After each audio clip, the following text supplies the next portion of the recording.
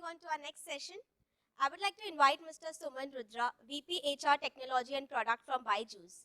Sumanta have over a dynamic and fulfilling HR career as national and international HR heads for 24 years now. Area of expertise have been talent hub in emerging economic like Latin, American, European, South Asia, etc. On that note, welcome, sir. So, I have been given very futuristic topics, so I've kind of put some pictures which looks like future, some planets and all that. Okay, so pictorially, our mind will be in the future also.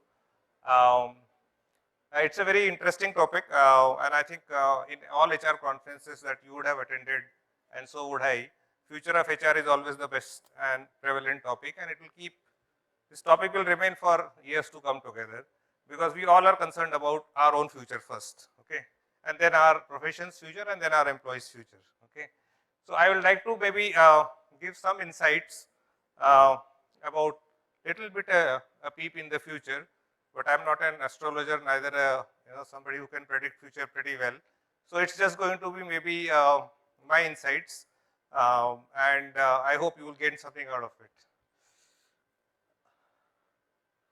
Okay, so the dimensions, future, we can define future in various ways, but I would like to maybe restrict to, what we do as HR professionals. So restrict the, dimensions to HR, and then maybe I will like to also give you certain aspect about how does the new future of HR looks like, so that's kind of my, my thought, while I was given this topic to present.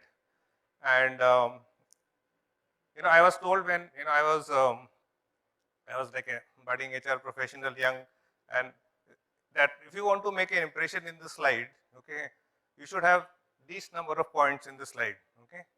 And so over a period of time, I have learned to have lesser bullet points and content on the slide, and maybe more pictures. So maybe I will say in this presentation, I have tried to do that. Maybe have lesser bullet points and more pictures. And maybe going forward in somewhere in my future, I would like to have presentation with only pictures. Okay, so let's see what is this looks like. So again, as I said, we all know picture says 1,000 words. Okay, so this is what the future looks like. Okay, so I think some of you would have guessed what does that mean. So this basically means that at one point, at one side we have us, the humans, okay, and on the other side we have another human which we have created. Okay, so that's the future. Okay, and in fact that's not the future, that is also the present in many ways happening, and maybe in near future in 2025 or 2030 or something, this is going to be more and more prevalent, where we will have a persona of us which is very similar to us. He maybe looks like us, he or she maybe looks like us, but he will have a different level of intelligence than us. Okay, and now cut to what we do in HR. Okay, so how does it impact us? Okay, so in our own profession, I think from our own experience, we would have seen that you acquire a lot of knowledge, through the years of experience.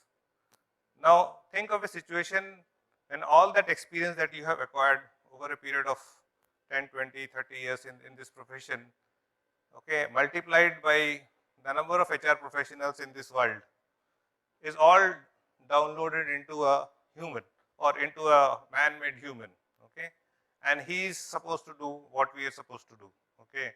He has the wealth of all HR professionals' knowledge of so many years multiplied by so many number of professionals, okay. So it looks very, very kind of dramatic, it looks very tectonic, okay, but that is maybe one of the future I can see, and that's going to happen going forward as we look into the future. So what can we do today so that that this future that is being created is going to be generally being more beneficial to all of us together? That is one. Second, we are not competing with the future. Okay, are we competing with the future?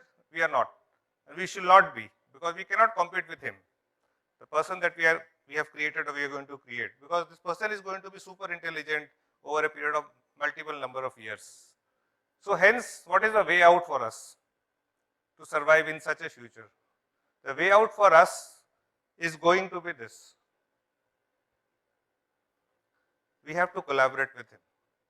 Okay, we have to have that handshake with this person, because this person is definitely going to be more powerful from an intelligence point, from a knowledge point, and hence there is no other option for us to other than to collaborate. Now, let me give you examples of how do we collaborate, in the following slides, that I have mentioned.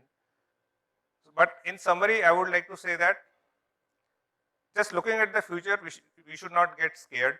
Okay, the future is happening and it's going to happen, and it's going to be dominant with technology being not just being used in our life on a daily basis, but technology being used in every profession across the world. It is not just HR profession, it is even professions like medicine, it is even professions like law, it is even professions which it requires higher level of intelligence, which is going to get influenced and impacted.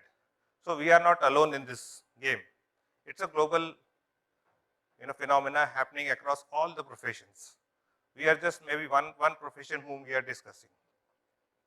Now let me put together, so what I have done is to make it little bit more sensical to us, I have just put together certain dimensions of HR which are going to get impacted through the through this future that I just spoke about.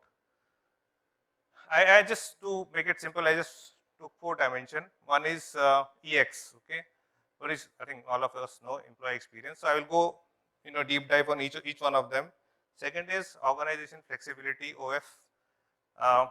Third is intelligence, okay, and fourth is DEI, okay. Now each one has very significant importance in the near future, and whatever we do in our current role and in the future, I think these 4 dimensions are going to play a much greater role than any other dimensions of HR which we have currently doing or we have done in the past. So let's see each one of them one by one. Now I think we all know that today Gen Z is our major workforce. Okay, we have multi-generation workforce now, but going forward it's going to be 100% Gen Z. Okay, so it's important for us to know what is the psychological profile of our employee or the person who is joining us. Okay, so because I think many of the HR things that we do today, HR initiative programs, come from what is the psychological profile of the employee that we have today. Okay, or we have, if you have a multi-generation employee workforce, then you will have a different HR strategy. If you have a unilateral Gen Z workforce, you will have a different strategy. So in future, it is going to be Gen Z only. Okay, so we have to understand what this Gen Z wants. Okay, from the psychological profile of that person, so that we are able to tailor-made some of our initiatives and programs. I think the one thing that definitely all of us would know is that the person, a typical Gen Z typically would be, he is very focused on him or her, more focus on me. So that means the person likes things to be very, very individualized, customized as the person needs. It is not generic, over the top, across multiple things. So I think for us to deliver to the employee experience, the first employee expectation may be that what is in it for me in the number of things that you do for the company as an HR professional, okay? And does it even touch me? Does it even impact me? Am I interested in it? Okay. So the first point is to know what is important for him or her. I think it is important for us to measure the expectation first. You can give an experience only when you know what is the expected experience, isn't it? So first get the expectation first, okay, and then try to deliver the experience. Okay, so measuring the expectation and knowing the expectation of that person is very, very important. And the challenge here is that each person would like to have a very tailor-made, customized, own experience. So it is not going to be one plain vanilla couple of things multiplied into thousands of employees. No. That is, I think, one kind of imperative here. The second is, and this is again a focus on the future workforce generation, which is being human. Okay. So nowadays we keep on hearing about, in every forums and meets, you keep on hearing about well-being is very important, mental well-being is very important, and we have to take care of our employees, etc., and all that stuff. Okay. Plus, we also keep talking about productivity is also very important. Our profit should go up, our number of working hours, people should be comfortable in working extra hours and things like that. So again, doesn't it look like a dichotomy? Both the aspect doesn't kind of match each other, but both the aspects are equally expected out of an HR professional. Our business leaders will come and say, I need productivity. Our employee will come and say, I need well-being. Okay. So we have to balance between these two, and this is going to be the human aspect of HR, that we are going to get pulled in different directions. Okay. One from the business requirement, one from the employee requirement, and we'll have to find the right balance of how do we make the employee also happy, and how do we also maybe deliver to the business requirement. And the third is about EX versus EX. Okay, so employee experience versus employee expectation. That is what EX versus EX. And here I think the objective is to be very, very realistic. Now let me give an example. Most of our companies would have a vision statement, mission statement, value statement, etc., etc. Many things would be written. In many of the statements say very great thing about we trust our customers, we value our employees, we are an ethical company, etc., etc. Many such nice looking, nice sounding words are there. But when it actually comes to the real life of an employee, okay, and here again I am getting back to experience. Is he experiencing each and every value in his day-to-day work life? Okay, so we expect a great customer experience from us. We cannot deliver if our employee experience is not great or our employee is not experiencing. Okay, so being very, very realistic that yes, an engaged and an engaged employee can only deliver an exceptional customer experience. So we have to also, hence the important thing is being realistic, that whatever you expect sometimes as a value, mission, business outcome, do we also deliver the same to our employees? Okay, or we are shortchanging the person in some way and saying that okay, you have to give it for customers, employees we can see later. Okay, it doesn't happen in that way. Being realistic, why important? Because Gen Z is very, very aware of all these things happening. Nowadays, all information is available to all of us. What is happening in one company is going to be known in all the companies across all the world. So if your employee experience is not genuine and it is not realistic, the truth is going to be out there in open very soon. So hence, we cannot fake about it. It has to be real. It has to be very, very meaningful to that employee, so that he can deliver exceptional customer experience also. The second thing here is about organization flexibility. Okay. Now I think throughout the conference here, and you would have heard about we need to be agile, flexible, etc., etc. So just to kind of make little bit sense of flexibility through an example. Okay. Before COVID, many of the companies didn't even think of working from home. Okay, now I think all companies have a work from home policy. Okay, now some companies have also a hybrid working policy. Okay, and there are many companies which have declared themselves as permanent hybrid. Okay, so what does it say? That because of an external environment or external change factor, we were forced to move into this, this kind of a working model. But years back, were there not any company who were not giving work from home? There were. Were there not any company who were giving hybrid? There were some of those companies, okay? And those are the companies which will always be counted as leaders in their business and leaders in taking employees' cause first. Again, I think many of the discussion would be focused on moonlighting, okay? Now almost there is a struggle happening between employee and organizations. Moonlighting correct, not correct, etc., etc., okay?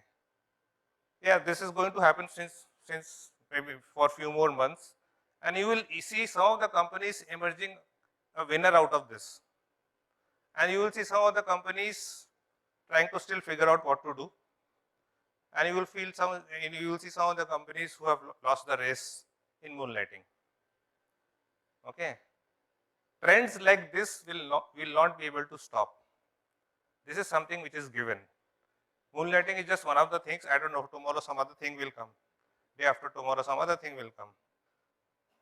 But the thing is that, are you going to be in those companies, or you are going to be HR in those companies which are using these opportunities to propel your organization into or leapfrog your organization into a higher level, or into a level which all the newer set of employees would love, or you are going to get succumbed to this challenges, and maybe you are trying to still figure out what is the right way to do it, and by the time you figure out, the bus is already gone. Okay. So newer models, okay. Similarly, newer models of employment, okay. Moonlighting is just a new model of employment. That what I do after 8 hours is nobody else's business, okay. Some of the reads we have already heard that if CXOs can be leaders, CFO can be at board of different companies, so why not employee, okay. And board positions are always paid positions, they are not free, okay. So if the top can do, why can't other employees do? So this newer model of employment, where maybe you will see one of your competitor giving an ad that we need moonlighting employees. Can you stop your employees from applying? And once they get a flavor of your best employees, they will going to hire them as full-time employees. You cannot stop. These things cannot be stopped. Either you are in the leaders phase or you are in the laggard phase. So this is the new models of employment, and we in the seat of HR, we have to be either advising the business in the right way, saying that better go with the flow than against the flow. And the third is energizing workplace. Now, again, recent example, every company now wants employees to come back to office. Why? Because they feel coming to office gives them a lot of positive energy, collaboration, etc., etc., which was very good. I think 6 months back it was not thought of, but now people are thinking. So even if employee today has to come to office, I think it is very, very well established factor. It is not to attend meetings. Okay, it is not to maybe do some checking of mails and etc. Those can be done at any point of the time, at anywhere in the world. It is just to feel the energy of people and be there with your colleagues. So we being in HR, while the employee is in office maybe 1 day or 2 day a week, are we treating that 1 or 2 days special, or we expect the employee to come to a office and sit in one of the conference room or meeting and keep attending meetings and go back home? If we don't do anything, we will lose that opportunity of connecting and making the workplace energizing. So again, this is few dimensions of organization flexibility I have mentioned. The third, again, intelligence. Again, many things have been spoken in today's seminar. Traditionally, our function, HR function, have been very good at producing a lot of data and insights about things which have happened in the past. So we talk about attrition happened in the past. We talk about joining happened in the past. We talk about promotions, of people, or ratings of the people happened in the past. All past, okay. But can we start predicting the future? Can we say that 1 year from now, these are the list of employees who can take the role of an area sales manager? Can we say these are the list of people who can be the next business development managers, or can be the next finance manager? And I'm not talking about CXO roles. Okay, I'm just talking about middle management roles. So prediction is something that the business wants from us. Prediction of not just people staying. Okay, prediction of if the people are staying, then they're staying for what reason? How they are going to be beneficial for us. Strategy. I think again, unless we are able to decode how our company is making money, then we will not be able to add value in the seat of the table that we have spoken about. So understanding the profit, the cost and the growth parameters of a business is very, very important for us to stay relevant in our profession going forward. So this is again a part of trust, and I think one more part is that we cannot do all this unless we invest in ourselves. I think a question was asked in one of the earlier forums that whose responsibility is to make yourself or oneself equipped. Okay, it is all just our responsibility, nobody else. Our company is not going to fund us for our own education. When we expect employees to take charge of our careers, their careers, so how can we expect our organization to take care of our employee development needs? It has to be us only. Okay, and I think the last and very important, and I would like to maybe focus on few things which we should be doing. DEI is a very well-known topic now. I think when we say rewards, and let me talk about equitable. So let me point out anything about rewards. When we say equitable rewards, do we have uniform or do we have written policy document which says how variables are paid, how bonuses are paid, how increases are given, okay, or how even stock option policies given to employees? I mean, there may be policies across all, but many of the policies are supposed to be confidential, not shared with employees. Okay, so I don't know how will you come to know that how is he getting rewarded. D&I is, I think, as I said, the future generation or the current generation needs much more than talking. They would like to see more actual D&I initiatives happening. Inclusiveness is not about in the next slide, last slide. Inclusiveness is in all form of strata of society. It is not like, for example, there is in schools there has to be certain percentage of students who have to be coming from economically weaker section of society, isn't it? That's a very good sign of inclusiveness. Do we have something like this in our organizations, or we only look at certain strata of society and only hire from there, or certain branded institutes or only hire from there? Okay, so that is what I'm saying. D&I not lip talk, but actual work. Okay, and sustainable is about people, risk and protection. I will just go for it. So the new feature, I just pointed out a few things. I think we as HR people always like to see policies, processes, etc., etc. So new direction is that, do we have something like a whistleblower policy in our company? Do we have an anti-corruption policy? Most of us, many companies would have an ethics and code of conduct policy. Do we have a non-financial employee benefits policy? Okay, do we have a stock option schemes known to all? Do we have a data protection policy about employees, not organization, but employee data protection policy? And employment terms. New matrices that we have to start measuring is percentage female in leadership roles, regional diversity in our employee profile, social inclusiveness, okay, sustainability, okay, not just making profit, but sustainable and profit.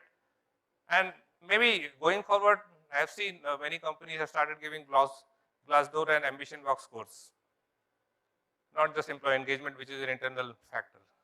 So some of these are going to decide that employees are going to work for us and stay for us.